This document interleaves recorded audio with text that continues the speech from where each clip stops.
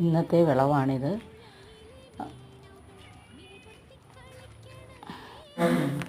ഇന്നത്തെ എൻ്റെ വിളവെടുപ്പാണിത്.